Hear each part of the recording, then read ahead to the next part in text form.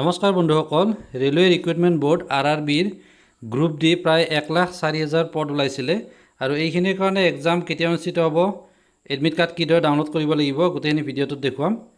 প্ৰথমতে আপোনালোকে যিটো RRBৰ অফিচিয়েল ৱেবছাইট হয় rrbguwahati.gov.in এই ৱেবছাইটটোলৈ যাব। ইয়াতে তলফালে স্ক্ৰল ডাউন কৰিলে দেখিবলৈ পাব যিটো প্ৰথম লিংক আছে ইয়াতে RRC 01-2019 ইয়াতে কল লেটাৰ বা এক্সাম চিটি স্লিপ অৰ্থাৎ কোড এক্সাম চেণ্টাৰটো আপোনাৰ পৰিছে এইখিনি চাব পাৰিব। যেহেতু এক্সামবিলাক অহা সপ্তাহৰ পৰা অৰ্থাৎ এইটো মাহতে অনুষ্ঠিত হ'ব শেষৰ ফালে।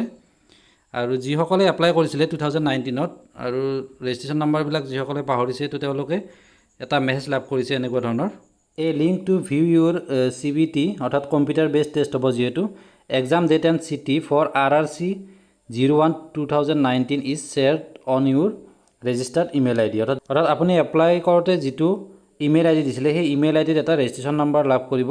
অৰ্থাৎ যিসকলৰ এপ্লিকেশ্যন ফৰ্মখন নাই তেওঁলোকে সেই ইমেইল IDৰ পৰা এপ্লিকেশ্যন নাম্বাৰ আৰু পাছৱৰ্ডটো পাব পাৰিব। আৰু এক্সাম দিওঁতে আপোনালোকে মনত ৰাখিব যে আধাৰ কাৰ্ড নিয়াটো কম্পালচৰি হয়, কিয়নো তাত বায়'মেট্ৰিক ভেৰিফিকেশ্যন কৰিব। সেইকাৰণে এইখিনি কথা গুৰুত্ব দিব যাতে এক্সাম টাইমত আপোনালোকে নিজৰ আধাৰ কাৰ্ডবিলাক লৈ যায় এক্সাম দিবলৈ যাওঁতে। তো এতিয়া কিদৰে এডমিট কাৰ্ডটো ডাউনলোড কৰিব পাৰিব এইটো দেখুৱাম।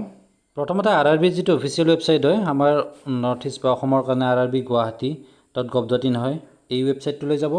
ইয়াতে তলফালে স্ক্ৰল ডাউন কৰিলে প্ৰথমতে দেখিবলৈ পাব এইটো CN RRC 1/2019 link for exam city slip or call letter for CBT computer based test. ইয়াতে ক্লিক কৰাৰ পিছত আপোনাৰ এটা এনেকুৱাকৈ পেজ খোল খাব। তো ইয়াতে যিটো কেণ্ডিডেট লগ ইন আছে ইয়াতে আপোনাৰ ৰেজিষ্ট্ৰেশ্যন নাম্বাৰ যিটো অলৰেডি ক'লোৱে যে মেছেজত যিসকলে এপ্লাই কৰিছিলে এইটো লাভ কৰিছে তেনেকুৱা ধৰণৰ এটা মেছেজ। যিটো ইমেইল ID দিছিলে তাত আপোনালোকে ৰেজিষ্ট্ৰেশ্যন নাম্বাৰ আৰু আপোনাৰ যিটো পাছৱৰ্ডটো ডেট অফ বাৰ্থ হয়। প্ৰথমতে ডেটটো এণ্টাৰ কৰিব, তাৰপিছত মান্থ, তাৰপিছত ইয়াৰ এণ্টাৰ কৰিব আৰু ইয়াতে তলত যিটো লগ ইন বাটন আছে লগ ইনত ক্লিক কৰি দিব। মই এটা এনেকুৱা ধৰণৰ আপোনালোকক দেখুৱাইছোঁ। এডমিট কাৰ্ড ডাউনলোড কৰা বা চিটি স্লিপটো চোৱাৰ কাৰণে যিটো লিংক হয় এইটো ডেছক্ৰিপশ্যন দি দিছোঁ। তাত ক্লিক কৰাৰ পিছত আপোনালোকে এনেকুৱা এটা পেজ আহিব। ইয়াতে প্ৰথমতে আপোনাৰ ৰেজিষ্ট্ৰেশ্যন নাম্বাৰটো ইয়াত এণ্টাৰ কৰিব, যিটো 10 ডিজিট নাম্বাৰ হয়। ইয়াৰ পিছতে আপোনাৰ ইয়াতে ডেট অফ বাৰ্থ অৰ্থাৎ পাছৱৰ্ডটো চিলেক্ট কৰিব। তো ইয়াতে মই ডেট অফ বাৰ্থটো চিলেক্ট কৰিছোঁ। ইয়াৰ পিছত লগ ইন ইয়াতে ক্লিক কৰি দিব। ক্লিক কৰি দিয়াৰ পিছত আপোনাৰ গোটেই ডিটেইলছখিনি আহিব। এইটো আপোনাক দেখুৱাইছোঁ এতিয়া।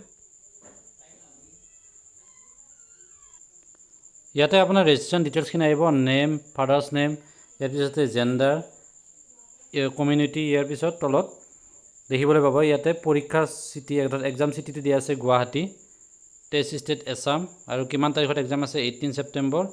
থাৰ্ড শ্বিফ্টত আছে, শ্বিফ্ট তিনিটা হ'ব। প্ৰথম শ্বিফ্টত হ'ব 7:30 পৰা 8:30 ভিতৰত আপোনাৰ এইটো ৰিপৰ্টিং টাইম হয় আৰু এক্সামটো অনুষ্ঠিত হ'ব 9 বজাৰ পৰা। নেক্সটটো হৈছে ছেকেণ্ড শ্বিফ্টত যিসকলে আছে তেওঁলোকৰ কাৰণে টাইমটো হৈছে 11:15 পৰা 12:15 লৈকে আৰু এক্সাম ষ্টাৰ্ট হ'ব 12:45-ত। টাইমটো হৈছে এক্সাম ডিউৰেশ্যন কম্পিউটাৰ বেছড টেষ্টটো হ'ব 90 মিনিটৰ কাৰণে আৰু 100টা কুৱেশ্যন থাকিব, 120 মিনিটছ থাকিব যিবিলাক PWBD কেণ্ডিডেটছ থাকিব তেওঁলোকৰ কাৰণে। আৰু থাৰ্ড শ্বিফ্টটো ষ্টাৰ্ট হ'ব 5 বজাৰ পৰা আৰু ৰিপৰ্টিং টাইমটো হৈছে 3:30 পৰা 4:30 ভিতৰত। ঠিক আছে, যিসকলে এপ্লাই কৰিছিলে সকলোকে শুভেচ্ছা থাকিলে। ভালদৰে এক্সামলৈ প্ৰিপাৰেশ্যন কৰক। ধন্যবাদ।